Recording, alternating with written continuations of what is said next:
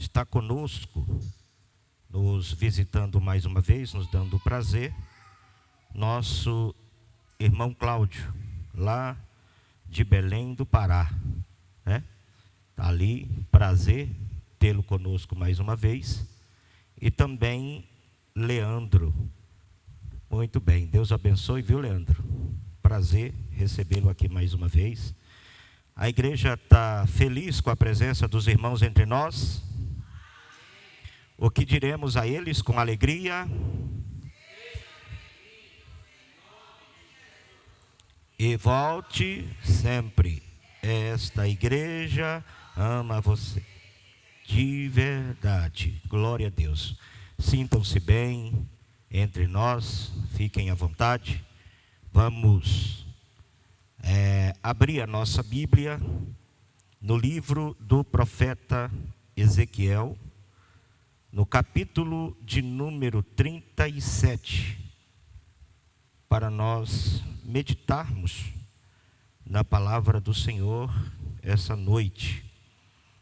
Livro do profeta Ezequiel, capítulo de número 37. Todos os irmãos estão bem, irmãos? Tiveram um dia abençoado por Deus, né? Uma chuvinha agora à tarde, para refrescar, né? Graças a Deus por isso. E os nossos climatizadores aí restaurados. Conseguimos trabalhar com ele aí. As correias estavam bastante bamba. Fez os reajustes e eles voltaram a funcionar como antes. Graças a Deus, porque estava muito difícil, né? Estava muito quente. Mas o Senhor é bom. Não tivemos gasto por enquanto. Livro do profeta Ezequiel, capítulo de número 37, do verso 1 ao verso de número 10. Como foi feita a leitura devocional, nós vamos fazer uma leitura participativa. Eu lendo um verso, os irmãos leiam o posterior. Nós vamos do 1 até o 10. Nessa leitura dessa passagem bíblica. Quem achou, diga amém. Veio sobre mim a mão do Senhor, e o Senhor me levou em espírito e me pôs no meio de um vale que estava cheio de ossos. A igreja.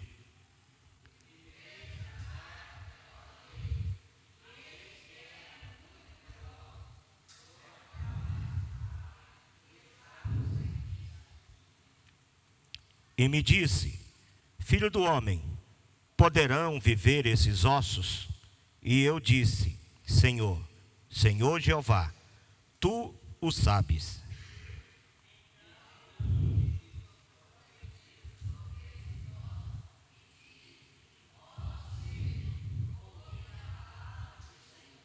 Assim diz o Senhor Jeová a esses ossos: eis que farei entrar em vós o espírito e vivereis.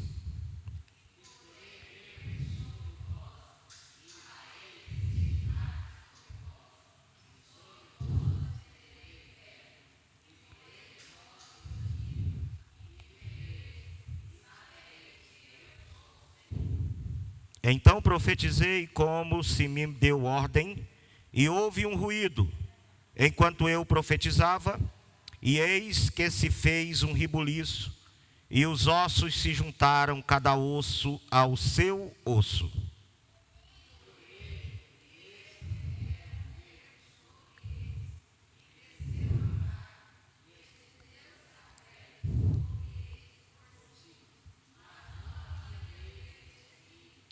E ele me disse: profetiza, ó filho do homem. Profetiza ao Espírito, ó filho do homem. E diz ao Espírito: assim diz o Senhor Jeová: vem dos quatro ventos, Espírito, ó Espírito, e assopra sobre esses mortos, para que vivam todos.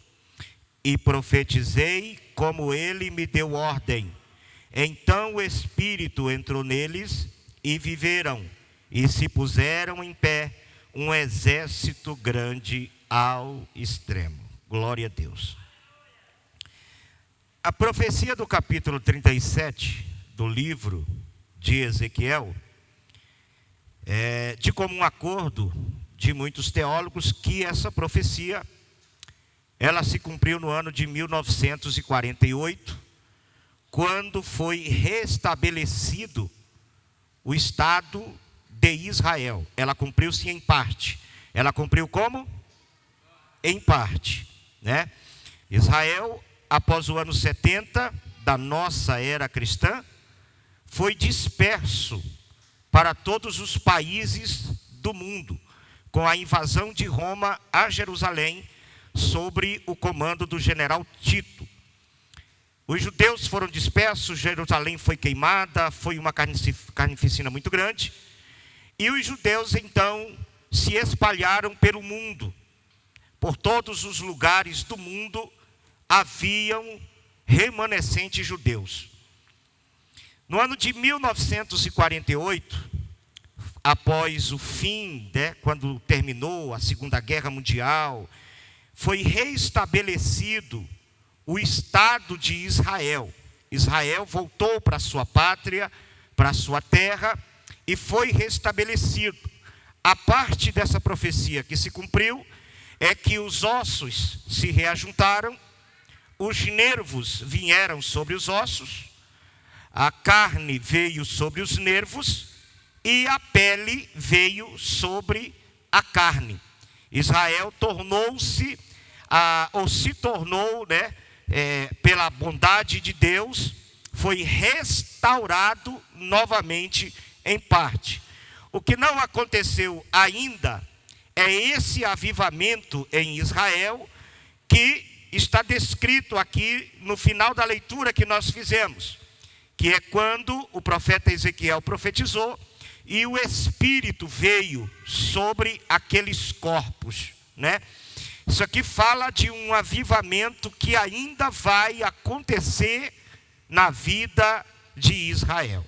Mas eu não quero entrar nesses pormenores e nem nessa profecia, porque eu não gosto muito de pregar escatologia de forma isolada, em partes, né? Prego um pedaço aqui e eu gosto de pregar escatologia seguindo a linha de pensamento escatológica, começando desde o princípio, pegando lá no livro de Daniel e terminando ele em Apocalipse. É assim que eu gosto de pregar escatologia, apesar de que meu conhecimento em escatologia é um pouco raso, não tenho a profundidade de muitos teólogos que existem no nosso país. No entanto, eu quero pegar essa profecia no seu sentido figurado e aplicá-la à nossa vida cotidiana, à nossa necessidade pessoal e odierna dos dias em que nós estamos vivendo.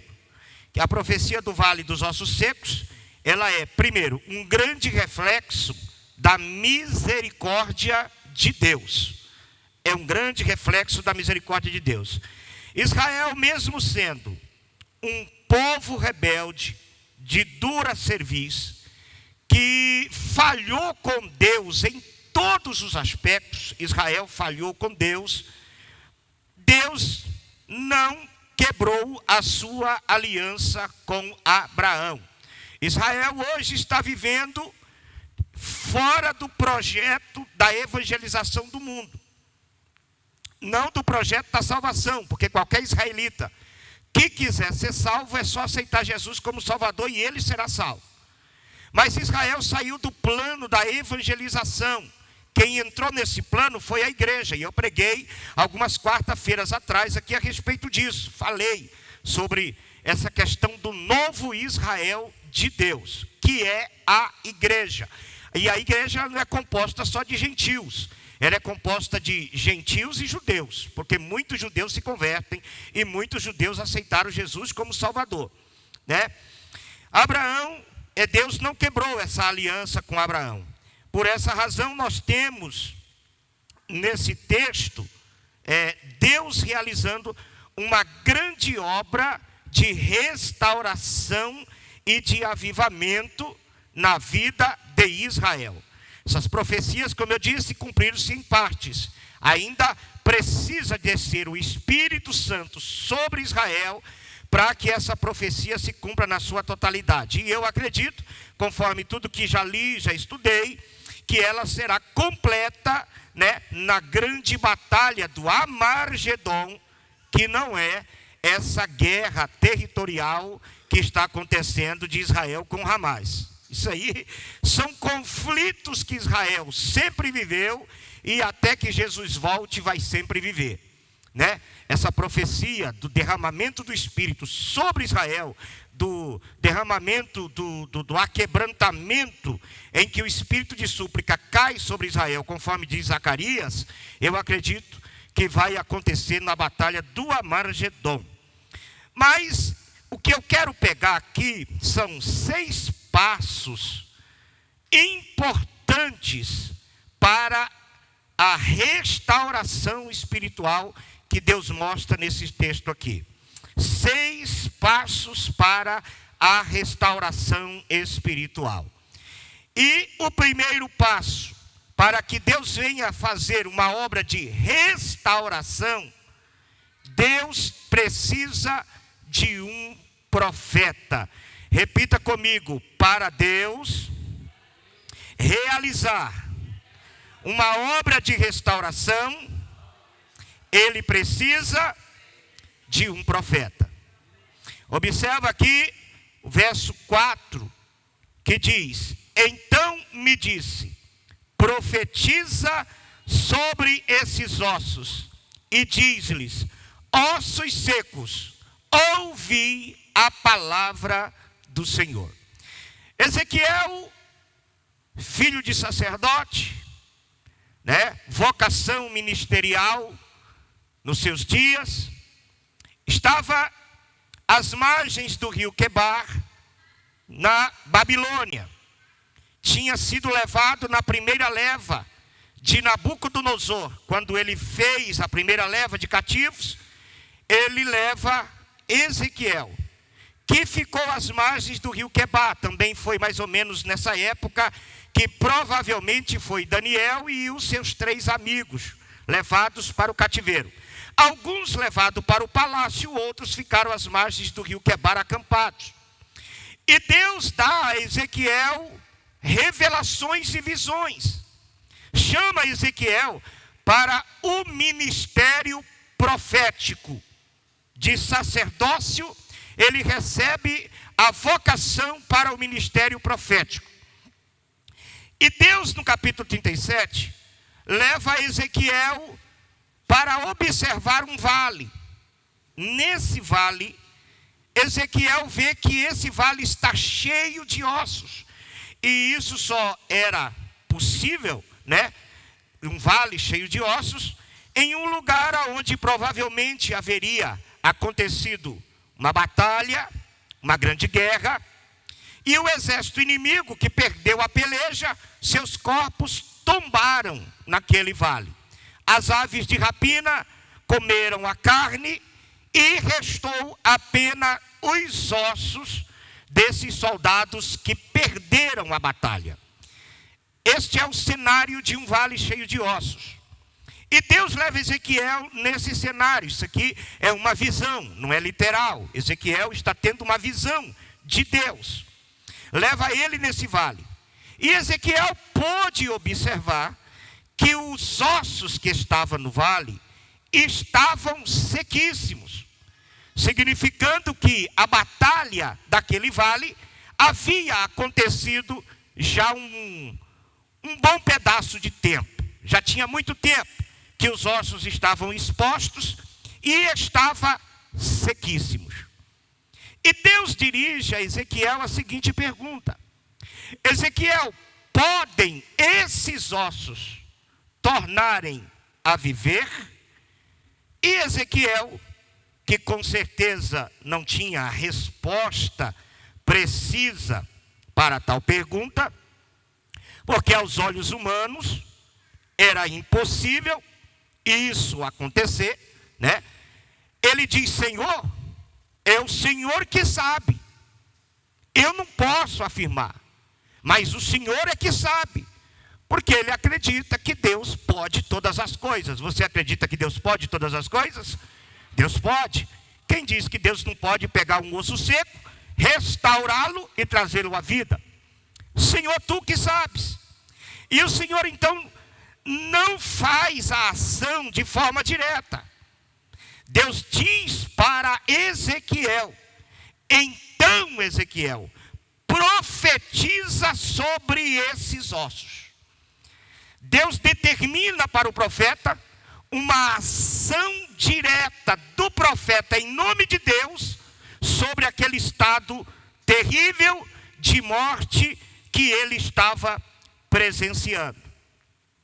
Deus, em todas as dispensações que existe, e se eu não estou enganado, já aconteceram, parece que 6 dispensações, né? Nem sei se eu ainda tenho isso na cabeça. Dispensação da inocência, Adão antes de pecar. Dispensação da consciência, Adão depois que peca.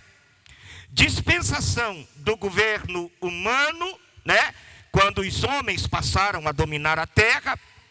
Dispensação patriarcal, que iniciou-se com a chamada de Abraão. Dispensação da lei, que foi quando Deus deu para Israel seus testemunhos, preceitos, para que aquela nação vivesse segundo os princípios de Deus. E a sexta é a que nós estamos vivendo, chamada de dispensação da graça, né? Então nós estamos vivendo nós estamos aí vivendo a sexta dispensação. 6 dispensações passaram. E em todas essas dispensações, Deus sempre contou com os seus servos para fazer alguma coisa na face da terra. Deus sempre usou aqueles que eles chamam para fazer alguma coisa sobre a face da terra. Sempre que houve necessidade de um agir de Deus no mundo, Deus levantou um homem a fim de que tais homens, né, viessem a fazer a sua vontade. E esses homens sempre foram para a humanidade uma resposta direta de Deus. É o que Deus está fazendo aqui com o profeta Ezequiel. E eu acho interessante isso. Deus é onipotente, Deus tem todo o poder, Deus é soberano, está acima de todas as coisas, mas Deus não age e Deus não faz nada sem usar um homem. Deus não faz. Para tudo que Deus já fez, tem um homem envolvido na obra de Deus. E para tudo que Deus determina ainda fazer nessa terra, Ele precisa usar um de nós. Ele vai contar com alguém. Ele vai chamar uma pessoa específica. E cabe a essa pessoa colocar-se em prontidão para servir a vontade de Deus. Posso ouvir um amém da igreja? Glória a Jesus. Lá em Hebreus capítulo 1, e o versículo de número 1, abra a sua Bíblia. Quem quiser pegue aqui no Data Show, para nós aqui os obreiros e alguns irmãos, temos ali agora já um monitor que está conectado. Hebreus capítulo 1 e versículo de número 1, diz assim: havendo Deus antigamente falado muitas vezes e de muitas maneiras aos pais pelos profetas. Deus fala, sim ou não? Deus fala, sim ou não? Mas como é que Deus fala? Pelos profetas. Deus pode agir aqui essa noite, sim ou não? Mas para Ele agir aqui essa noite, Ele precisa de alguém. Ele precisa de você, né? Até eu estava conversando com uma pessoa sobre questão do liberalismo e essas coisas que hoje a igreja está vivendo. E falando dos pastores da antiguidade que cobravam, que eram incisivos em não deixar os crentes usarem determinado tipo de roupa, certas coisas. Hoje a gente consegue controlar na igreja, lá fora você não controla. O povo é rebelde e acabou a história. E falando sobre isso, sobre essas questões, ele disse assim para mim: pastor, mas eu acredito naquilo que a Bíblia diz, quando diz que o Espírito Santo, que viria para estar conosco, convenceria o homem do pecado, da justiça e do juízo. Então ele disse assim: então eu acredito que quem convence é o Espírito Santo. Eu falei: mas você está correto. É o Espírito Santo que convence. Mas para o Espírito Santo convencer alguém, ele precisa de alguém que tenha argumento e seja usado por ele. Se eu parar de pregar, sentar nessa cadeira aqui, o Espírito Santo não vai assumir esse púlpito para falar com a igreja. Ele vai falar se eu dispuser ser usado por ele. Ele vai te convencer se eu buscar orientação de Deus por meio da sua palavra e ter argumentos ungidos por Deus para poder colocar diante da igreja. O Espírito convence, mas precisa de alguém para usar. Sim ou não? Agora, a palavra é viva.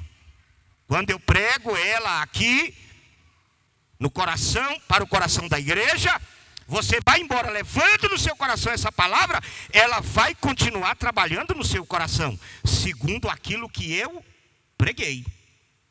O que disse Paulo? Como ouvirão se não há quem pregue? Tem que alguém pregar. Deus quer falar, mas Ele quer te usar para isso. Deus quer fazer, mas Ele quer te usar para isso. Deus quer operar, mas Deus quer te usar para isso. Deus quer restaurar a igreja, mas Ele quer um profeta para iniciar essa grande obra. O grito de Deus ainda é o mesmo do capítulo 6 do livro do profeta Isaías: quem enviarei? Quem há de ir por nós? Amém, irmãos? Bendito e exaltado seja o precioso nome de Jesus. Deus falou antigamente por meio dos seus profetas. E nos últimos dias, conforme diz aqui, nos falou a nós, nesses últimos dias, pelo Filho, a palavra viva, Jesus Cristo. Embora sabemos que Deus é soberano e não precisa de conselho ou de permissão para fazer alguma coisa, a gente sabe dessa realidade. Deus não precisa de permissão para fazer nada. Ele não quebra seus princípios e nunca age sem primeiro levantar alguém para Ele usar. Nunca. Glória a Jesus. Bendito seja o precioso nome de Jesus. Nós estamos vendo a igreja de Jesus precisar de uma restauração. Nós estamos vendo a igreja de Jesus precisar de um avivamento. Há necessidade de alguém que se disponha para Deus. Deus quer salvar, mas Ele precisa de alguém para fazer isso. Deus quer levantar alguém, mas Ele precisa de alguém para fazer isso. Glória a Jesus. A Bíblia nos diz em Amós, capítulos 3 e versículo de número 7, a seguinte palavra da parte do Senhor: certamente o Senhor Deus não fará coisa alguma sem ter revelado o seu segredo aos seus servos, os profetas. Deus não vai fazer sem que seja por intermédio dos seus profetas. E o interesse de Deus é revelar para você segredos. Aleluia. Deus está caçando alguém que Ele possa revelar segredos. Segredo de coisas que ainda vão acontecer. Segredo de coisas que Ele pode prever através da nossa vida. Como eu não tenho pressa de ministrar essa palavra, eu me lembrei, e eu gosto demais, mas eu gosto muito, do capítulo 6 de 2 Reis, daquela batalha da Síria contra Israel nos dias do profeta Eliseu. Lá o texto diz que o rei da Síria, ele chamava seus grandes, seus estrategistas, seus capitães, seus generais, e na madrugada, na recâmara dele dormir, percebam uma coisa aqui, irmãos, olhem para mim, era um lugar particular daquele rei, aonde ele só levava pessoas da sua confiança, para falar de segredos de guerra, de estratégia, que ele ia usar contra Israel no outro dia. E diz lá que ele arquitetava um plano. E dizia: amanhã, em tal lugar, Israel vai passar, nós vamos ficar na surdina, escondido. Quando Israel passar, nós vamos sair, pegar de surpresa e vamos destruir os nossos inimigos. Dá-se a entender que tinha um informante, né, David, que trazia para esse rei a notícia de onde Israel ia passar no outro dia. Dá para entender que havia um infiltrado no exército de Israel e que trazia notícia para o rei da Síria. E o rei da Síria, sabendo onde Israel ia passar, marcava, né? Ele arquitetava o plano, marcava a estratégia e combinava com os seus soldados. Quando eu li isso a primeira vez, eu ri muito, porque eu gosto de ler e criar cenário na minha cabeça. E diz que o rei da Síria, no outro dia de madrugada, ia para executar o plano. Para onde eles iam? Para a moita. E se escondiam na moita, próximo do lugar onde o exército de Israel ia passar, ou onde eles iam estar.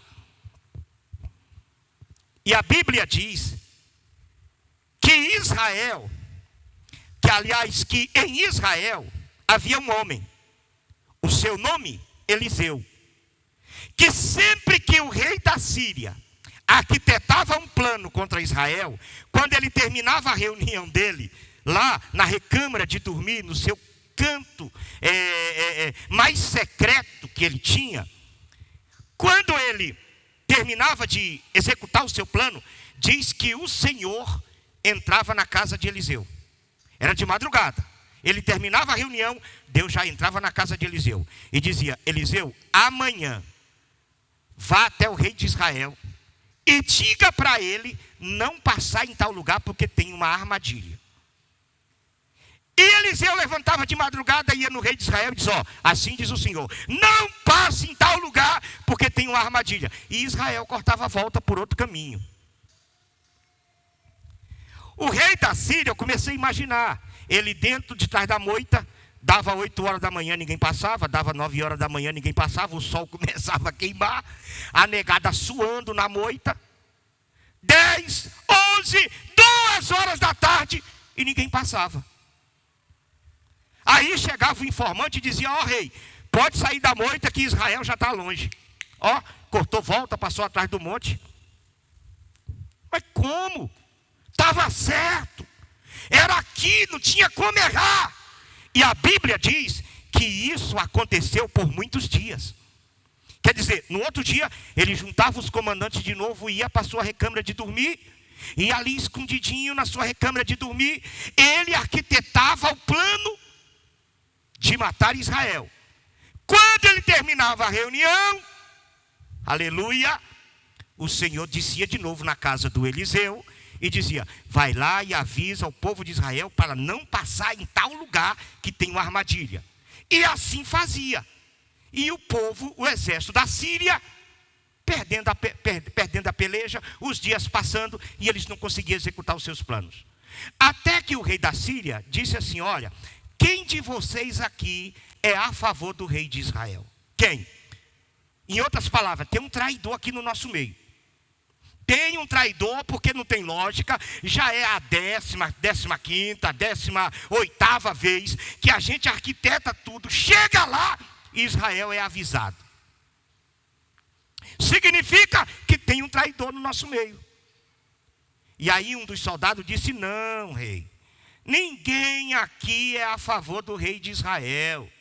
Ninguém aqui está traindo o senhor, não. Não é isso, não. O problema é um crente que existe lá em Dotã, que tudo que o senhor fala em segredo, na tua recâmara de dormir, Deus avisa para ele. E ele avisa o rei de Israel. O problema do senhor é um crente que se dispôs a ser usado por Deus. O problema do senhor é um crente que Deus tem acesso à casa dele a hora que ele quer. Quando Deus precisa, Deus entra na casa dele, não pede licença, acorda ele, e ele fica sabendo de todos os segredos que o senhor fala escondido.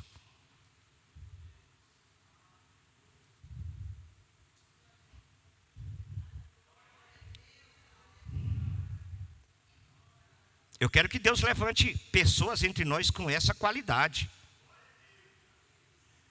Eu quero que Deus possa contar com você nessa última hora. Que você entre no seu quarto e diz: Senhor, a porta está aberta, entra a hora que o Senhor quiser. Fale comigo a hora que o Senhor achar por bem. Tão somente compartilhe comigo os teus segredos. Deus não faz nada sem primeiro revelar os seus segredos aos seus servos, os profetas. Quando o rei de Israel ficou sabendo que o problema dele era um homem, a Bíblia diz que ele pega o exército da Síria, desvia do exército de Israel e concentra-se na pequena cidade ou no vilarejo que o homem morava. Agora veja que Eliseu ficou tão temido diante do rei da Síria, que ele manda um exército bem armado para prender Eliseu. E lá no capítulo 16, no capítulo 6, do livro de 2 Reis, diz que o moço de Eliseu, em Dotã, um vilarejozinho pequeno, levanta bem cedo. Eu não sei se para buscar água, para fazer um café, ou para fazer um beiju, um cuscuz, não sei. Ele levantou cedo para fazer alguma coisa, era o serviçal de Eliseu. E ele levantou bem cedo, e a primeira coisa que ele vê é um exército assírio bem armado, que cercou a cidade. Veja o tamanho do exército.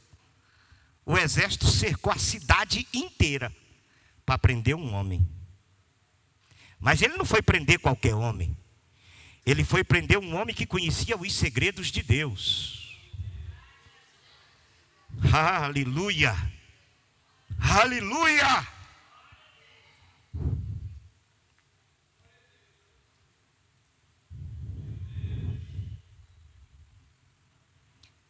Eu até costumo dizer assim, porque nós estamos vivendo uma época de crise em todas as instâncias, né? Crise na Suprema Corte Brasileira, crise nas questões políticas, crise na economia, crise de moralidade, crise de identidade, crise. E o diabo não está nem aí com todas essas instâncias que nós estamos vendo.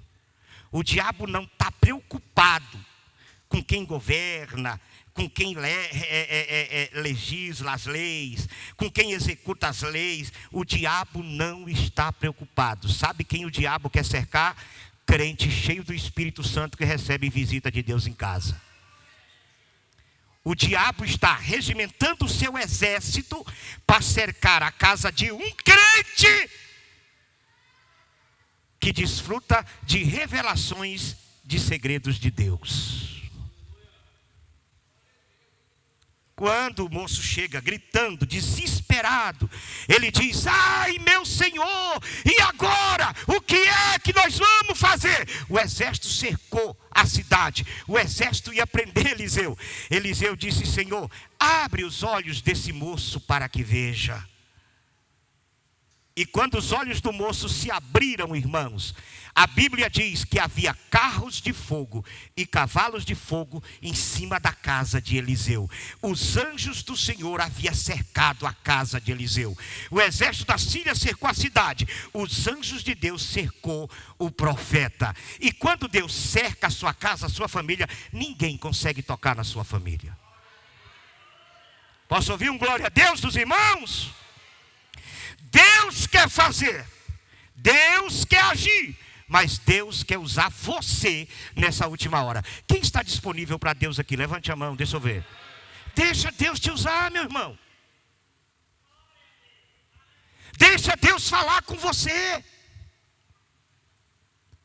Deixa Deus te dar diretrizes. Deixa Deus visitar a sua casa. Deus quer um particular contigo na madrugada. Aleluia!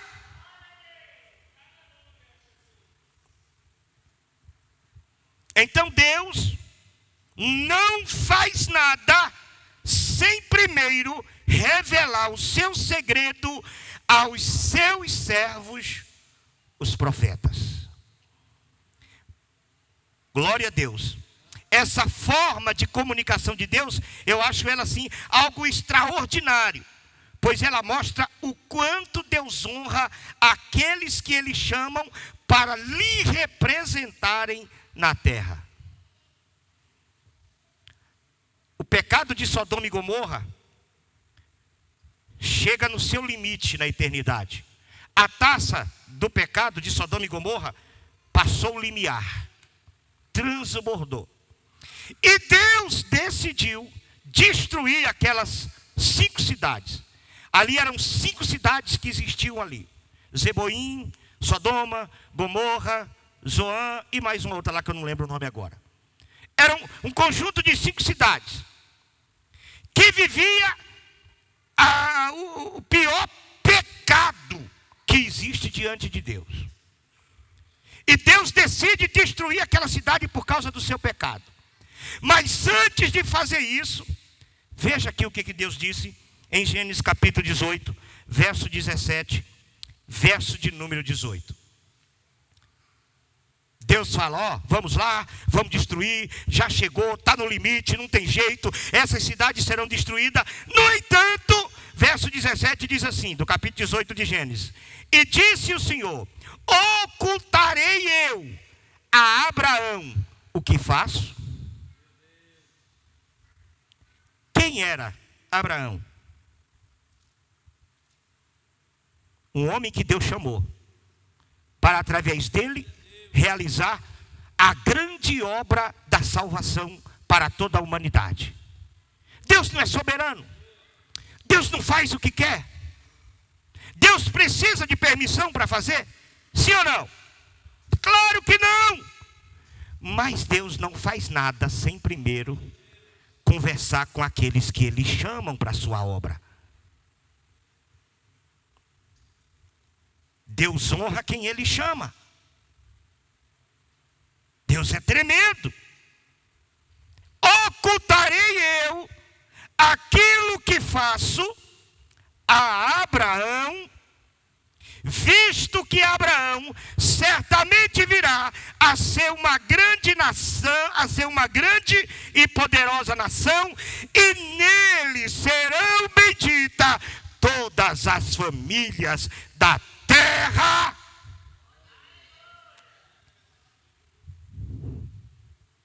Deus quer restaurar a vida de muita gente.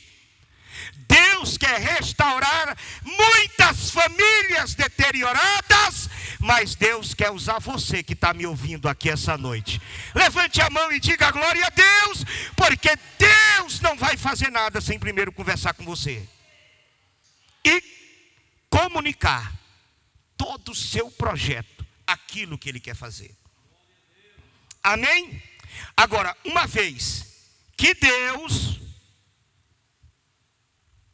chamou você e pode contar com você, vem os passos da restauração espiritual.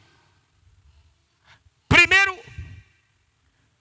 efeito da profecia de Ezequiel. Capítulo 37 de Ezequiel, coloque aí, versículo de número 7. Leia para mim, por favor, esse versículo.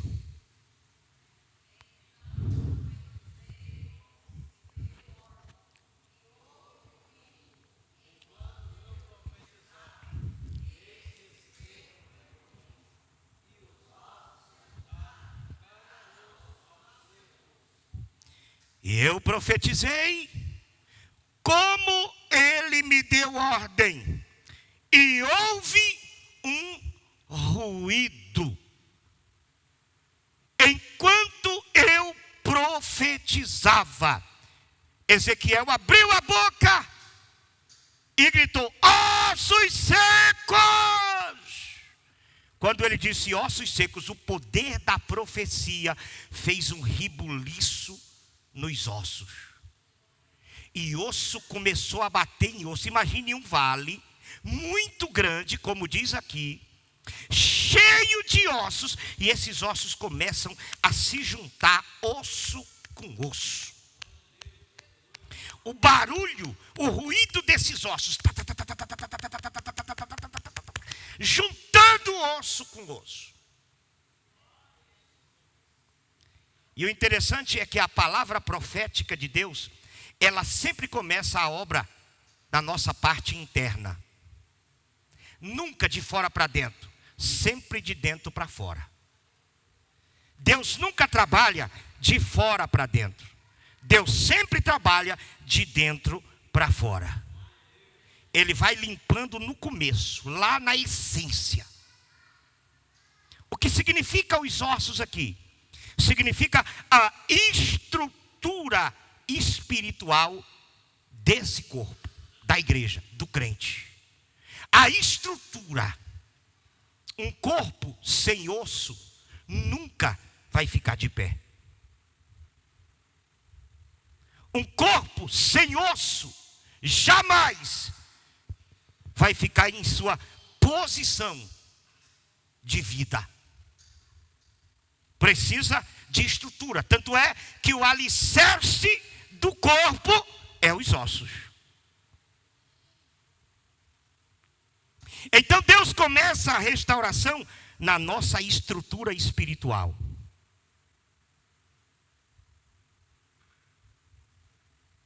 Aleluia. E essa estrutura especial, ela precisa ser reforçada a cada dia. A restauração dessa força está no conhecimento da palavra de Deus. Quando nós colocamos a palavra de Deus como fundamento principal da nossa vida espiritual, nada pode abalar a nossa estrutura. Um crente cheio da palavra não desvia. Um crente cheio da palavra não dá mau testemunho. Um crente cheio da palavra, não, jamais, ele vai provocar divisão no meio da igreja. Um crente cheio da palavra, jamais é levado pelos ventos de heresias, de doutrinas falsas. Ele tem estrutura espiritual. Ele é firme. Ele tem fundamento sólido.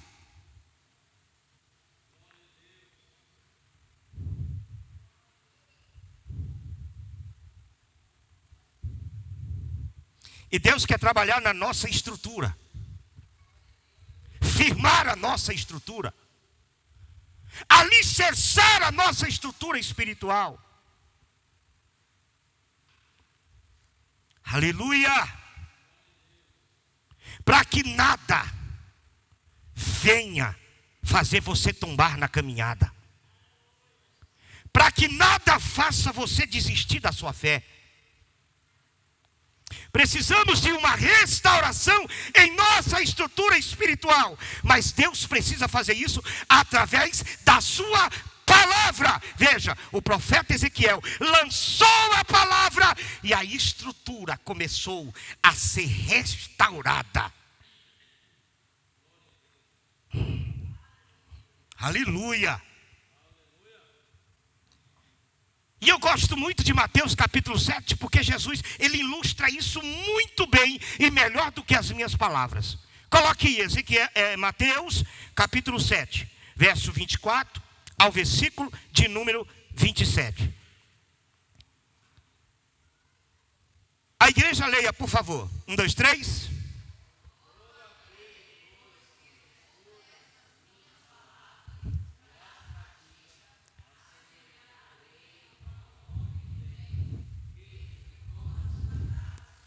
Ele será semelhante a uma pessoa que foi fazer uma casa, mas ele colocou o alicerce em cima do quê? Em cima do quê? De uma rocha.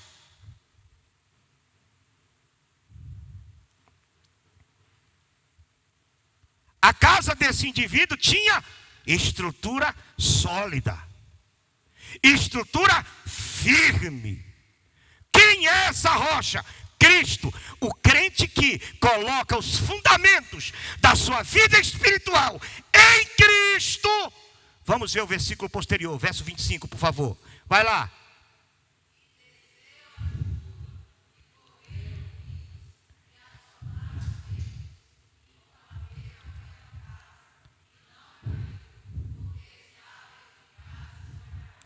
Veio a tempestade de chuva. Veio a tempestade de vento. Veio a enchente de água e deu na casa. Tá! Passou a tempestade da chuva, porque a chuva vem e vai. Passou a tempestade do vento, porque o vento vem e vai. Passou as enchentes do rio, porque as enchentes também vêm e vão. Mas quando passou tudo, a casa estava de pé, porque tinha estrutura, e ela não caiu, glória a Deus, porque ela edificou a sua casa na rocha. Aonde está edificada a nossa casa?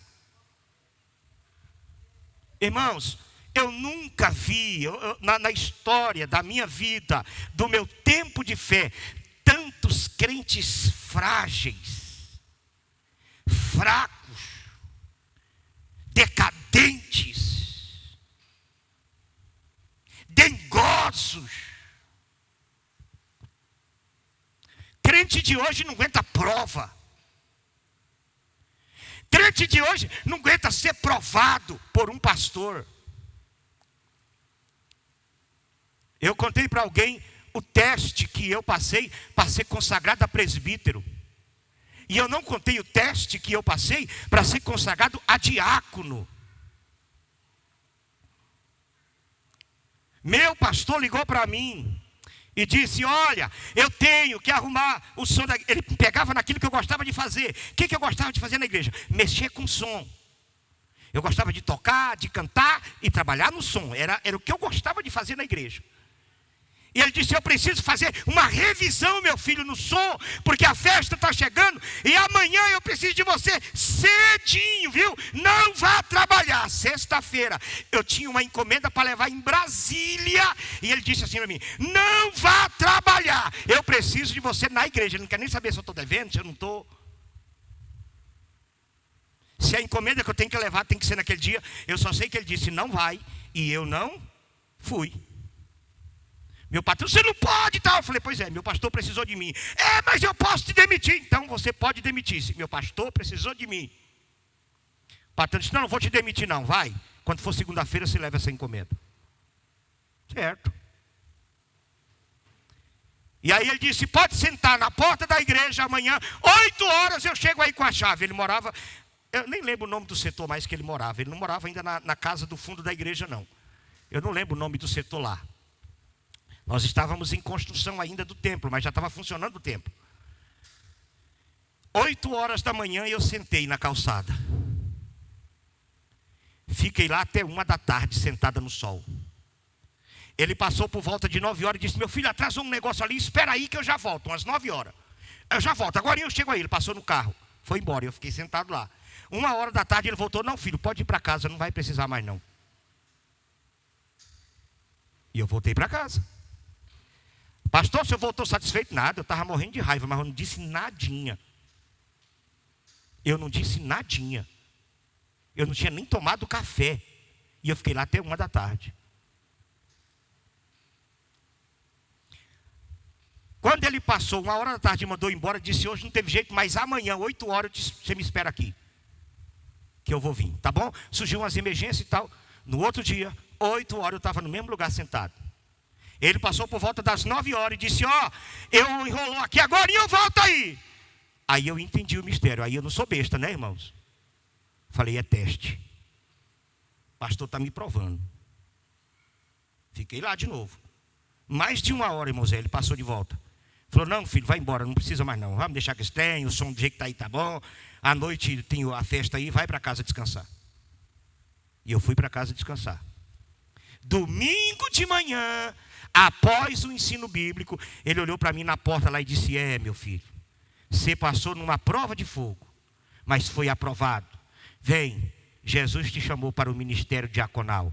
E eu caí em prantos, chorando, por causa da tão grande honra que Deus estava dando para mim.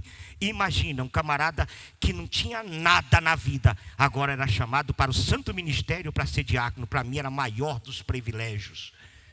Se eu fizesse um teste desse com alguém aqui,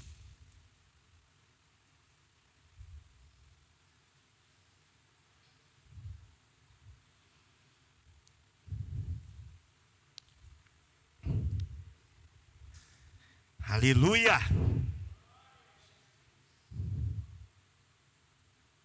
Um dia ele foi me chamar a atenção e mandou eu tomar vergonha na cara e deixar de ser menino. Toma vergonha na cara, rapaz, deixa de ser menino. Você é um presbítero. Eu nunca pensei que eu ouviria de alguém essa palavra, toma vergonha na cara. E ele falou para mim. E eu fiquei caladinho, de cabeça baixa, sim senhor, sim senhor. Nem pensei em desviar. Nem pensei em deixar de ir para a igreja. Nem passou pela minha cabeça ficar uma semana emburrado em casa para ele ir lá me adular.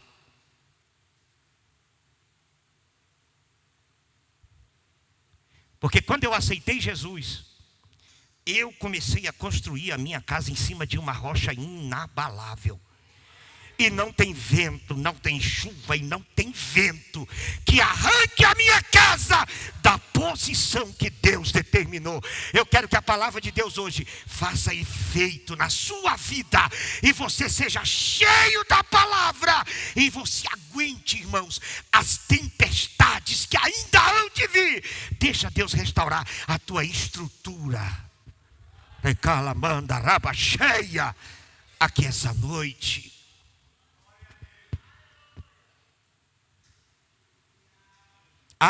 Irmãos, está muito difícil ser pastor nos dias em que nós estamos vivendo. Em determinadas situações, a gente tem que andar como se estivesse pisando em casca de ovo.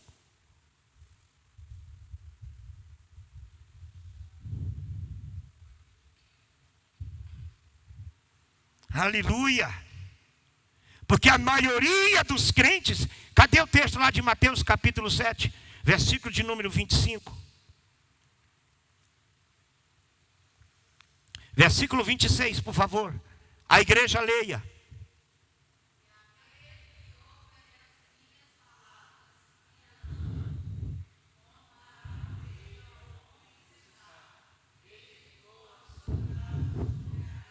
Ele tem pressa.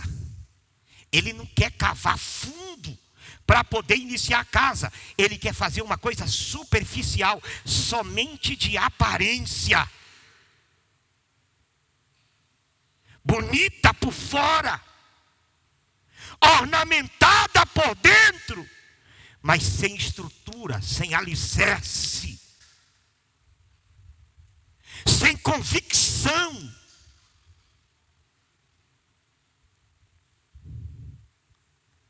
Aleluia.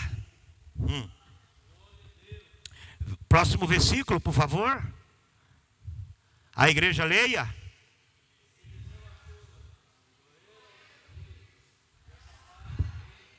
E combateram aquela casa, e caiu, e fez a sua queda. O mesmo que aconteceu na casa sobre a rocha, aconteceu na casa sobre a areia. Veio as mesmas adversidades. E o texto é claro. E combateu aquela casa. Era uma coisa que veio mesmo para derrubar.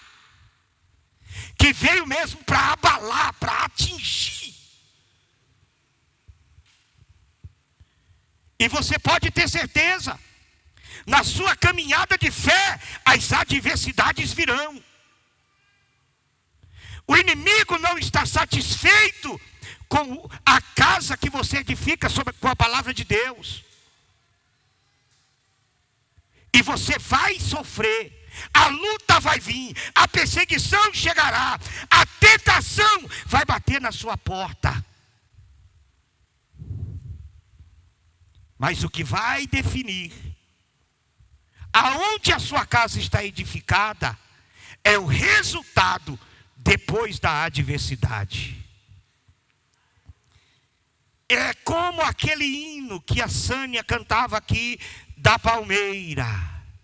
O vento vem, ela deita, e ela deita, e a palmeira vai lá embaixo, chega as palhas dela, trisca no chão. Alguém olha de longe, vai quebrar, vai arrancar. Mas de repente passa o vento, e ela se levanta de novo. Aleluia! Que a graça do Senhor nos alcance aqui essa noite. Que a tua estrutura seja reforçada pela palavra de Deus. E a tua vitória seja eminente, irmão. Não se dobre. Aleluia! Glória a Jesus. Bendito é o nome do Senhor. Nós somos um corpo espiritual, como disse Paulo. E esse corpo espiritual, ele aspira cuidado, tanto quanto o nosso corpo físico. Como temos que cuidar, zelar, é a mesma coisa com o corpo espiritual. Portanto, o melhor suplemento, fornecedor do nosso corpo espiritual, sempre será a palavra de Deus. Está difícil? Se apega na palavra. Tá bom demais? Não se esqueça da palavra. Glória a Deus. A luta chegou? Vai na palavra de Deus. O melhor consolo para a nossa alma é a palavra de Deus.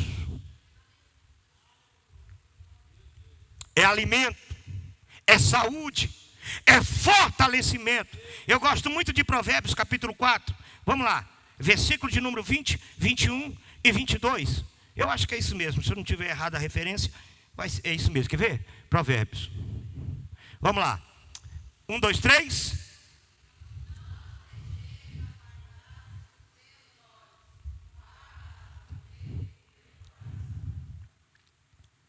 É o versículo 20. Versículo 20. Coloca o 20 aí. 20, 21. Vamos lá. 1, 2, 3.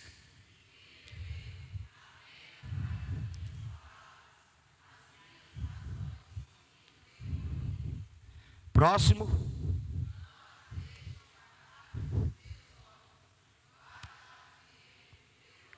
Verso 22. E saúde para o teu corpo. A palavra de Deus é saúde para o seu corpo. A palavra de Deus é saúde para a sua vida espiritual. A palavra de Deus, ela cura todos os males que o inimigo tenta destruir a nossa vida espiritual, a palavra de Deus chega e arranca o mal e produz saúde na vida do crente, da igreja. Uma igreja que está firme na palavra é uma igreja sadia em Deus. Glória a Jesus. Amém? O fracasso espiritual de um crente e a queda de uma civilização. Por que o mundo está caído? Porque não tem a palavra de Deus. Porque nunca abraçou a palavra de Deus. Sabe, e eu posso dizer que hoje, infelizmente, eu estava hoje escrevendo um pouco do meu livro e falando exatamente a respeito desse assunto. Os achismos. Eu acho. Eu penso que isso. Isso aqui não sei o quê. Isso aqui não sei o quê. As pessoas acham demais e não tem certeza de nada. A palavra de Deus não acha. A palavra de Deus tem certeza.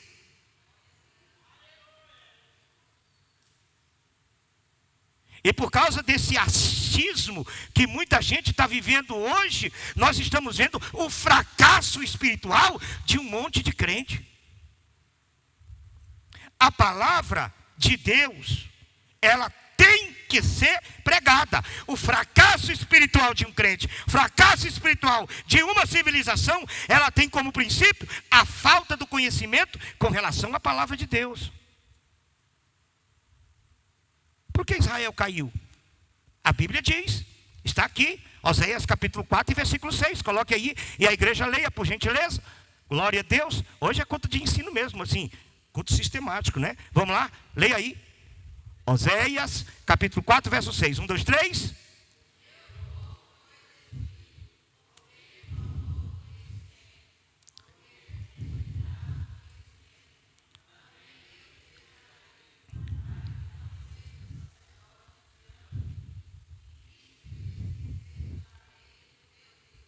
Também eu me esquecerei de teus filhos.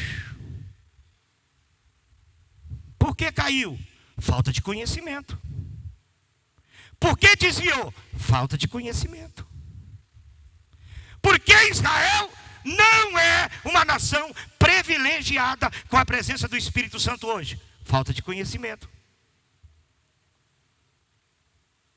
Não soube conhecer o tempo da sua visitação. Aleluia. Irmão, mergulha na Bíblia. Irmão, mergulha na palavra de Deus. Procura se orientar através dela. Ela diz aonde eu erro. Ela diz aonde eu acerto. É assim ou não é? Aleluia. Faça como os crentes de Bereia. Tudo que Paulo pregava, eles abriam a Bíblia para ver se o que o Paulo dizia era assim mesmo. Espera aí, está pregando, deixa eu ver aqui. Não, está certo. Agora, difícil era Paulo errar na palavra, né? Mas o que me chama a atenção é que mesmo Paulo sendo quem era, eles ainda queriam comprovar com a Bíblia se aquilo que estava sendo pregado era verdade.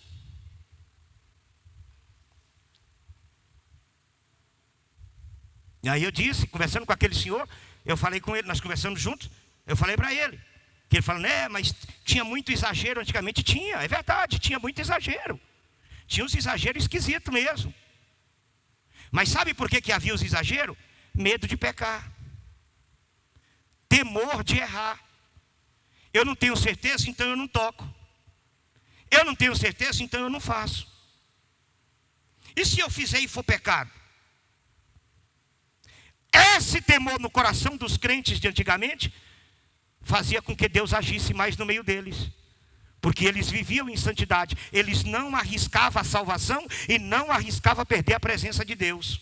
Eles não arriscavam de jeito nenhum. Eles não arriscavam tanto que eu cansei de ver crente passar e virar as costas para a televisão.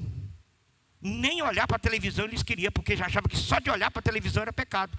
É um exagero? É um exagero, mas é um exagero bom, saudável, que Deus agrada.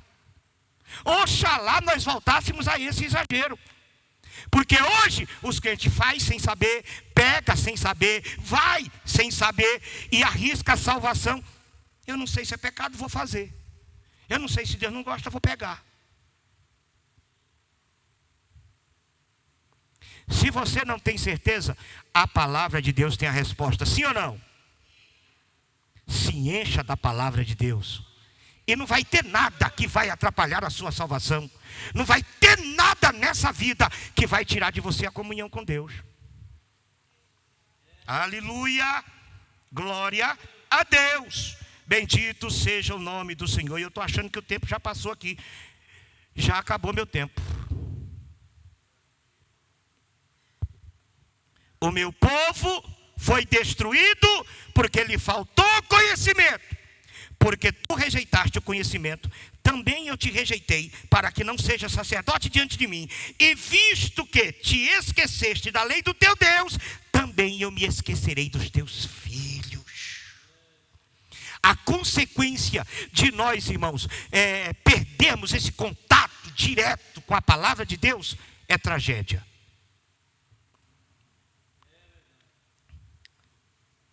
No capítulo 22 de Mateus, os fariseus chegam até Jesus com uma pergunta maliciosa. E eu nem lembro aqui o texto, porque eu só peguei o versículo, mas eu acredito que aqui em Mateus capítulo 22, eles chegaram para falar a respeito da ressurreição, os saduceus. Senhor, o senhor está pregando aí que tem ressurreição e tal, e os saduceus não acreditavam em ressurreição, né? Existia, a igreja de Jerusalém estava dividida em 2 ministérios. Aliás, mais ministério, mas os ministérios mais fortes, né? Como existe a missão e a Madureira, o ministério mais forte lá era o ministério dos saduceus e o ministério dos fariseus. Os fariseus acreditavam que havia ressurreição de mortos. Os saduceus não acreditavam que havia ressurreição de mortos. E chegaram em Jesus e disse: o senhor está pregando aí sobre ressurreição e tal. E eu queria fazer uma pergunta assim. É que aconteceu aqui de uma mulher, que a lei diz, né? Que quando uma mulher casasse com um camarada e esse camarada morresse, ela deveria casar com o irmão desse camarada, né? Para que suscitasse nome ao seu falecido. E era assim mesmo na lei. Se eu casasse com a Edna na lei e eu viesse morrer antes dela ter filho, então ela era obrigada a casar com o meu irmão, para que ela tivesse um filho do meu irmão, e o filho tinha que colocar o meu nome para que o meu nome não desaparecesse em Israel. Era assim que funcionava. Ele disse: essa mulher casou com o irmão, só que o irmão também morreu sem ter filho. Aí ela casou com o segundo, com o terceiro, com o quarto, 7 irmãos. Ela casou com os 7 e os 7 morreu. A mulher tinha uma urucubaca terrível. Matou 7 irmãos. Bom, ela casou com os 7 irmãos. Na ressurreição, ela vai ser marido de qual os 7? Na ressurreição, quem vai ser o marido dela? Porque naquela época o homem podia ter muitas mulheres, mas a mulher não podia ter mais de um marido. Então na ressurreição o cara podia ter 7 mulheres, mas a mulher não podia ter 7 maridos. Era contra a lei. Olha o que Jesus diz no capítulo 22 de Mateus, verso 29. Vamos ler lá? Para nós encerrarmos aqui essa primeira parte. Vamos lá? Toda a igreja, 1, 2, 3.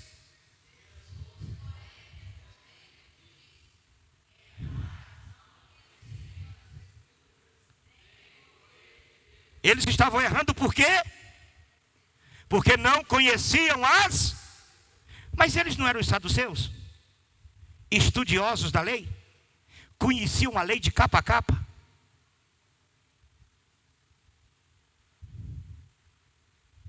Mas não conheciam as escrituras. porque eles estudavam e liam somente para combater contra os fariseus. Eles não estudavam para aplicar na sua vida. Leia a Bíblia para aplicar na sua vida, e o Espírito de Deus te ajudará a interpretar a sua palavra no seu coração, e você terá uma casa forte para a glória do nome de Jesus. Você pode dizer glória a Deus? Que essa palavra continue falando fortemente no seu coração. Amém? Na quarta que vem, Deus permitindo, continuaremos falando de restauração espiritual. Deus está querendo restaurar a nossa vida espiritual, em nome de Jesus. Glória a Deus. Vamos ouvir a irmã Elis.